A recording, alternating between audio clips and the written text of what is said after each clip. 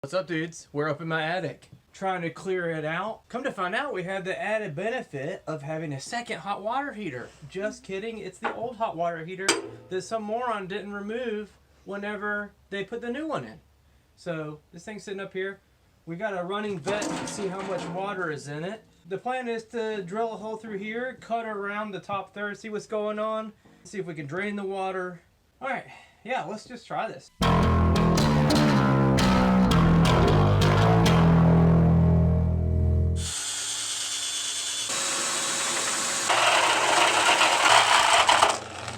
Man, it doesn't like this blade. No, it does not. We end up having to saw 2 holes even further in because you got this thin outside wall, then you have insulation, and then you have the thick actual tank in there. See that? So we sawed all around all the way. Let's see if we can pry it up. Oh yeah. Hey.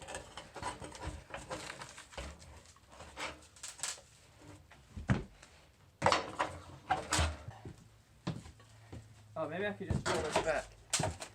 Like a soup can. That works. Luke, that is a lot more water than I thought would be in there. Yeah. Oh my god. It looks like a stew. Can you see the bottom? You kind of can.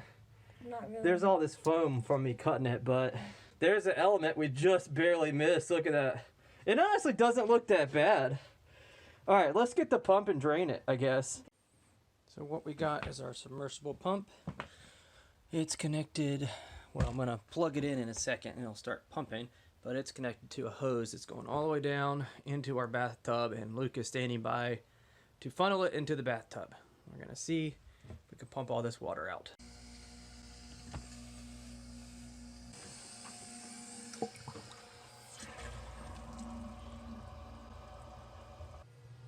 The submersible pump, the only tool that you don't ever think you really need, but sometimes you need.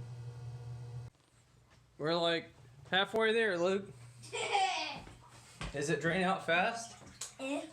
Not really. I was asking if there's any chunks in there.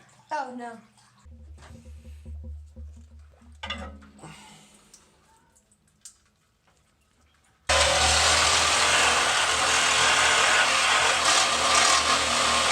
Well, come to find out, it didn't fit down this hole, so we've got to saw this thing all the way in half. Fun times. Well, after lots of cutting, got it into a bunch of different pieces. And it looks like someone took a giant dump upstairs. That's all the calcium buildup in the water heater. I mean, I would say probably did need to be replaced. Here's something else I noticed. When I pulled off the exit valve, it is jam-packed full of stuff. So that's probably why they replaced this. But all you'd have to really do, if you could get this thing to drain, is to replace this with a bigger valve that doesn't get jammed up like this.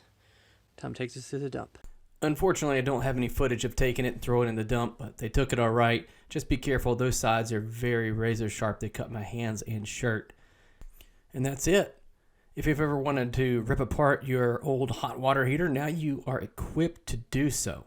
So until next time, this is Josh saying, get out there and go do some stuff.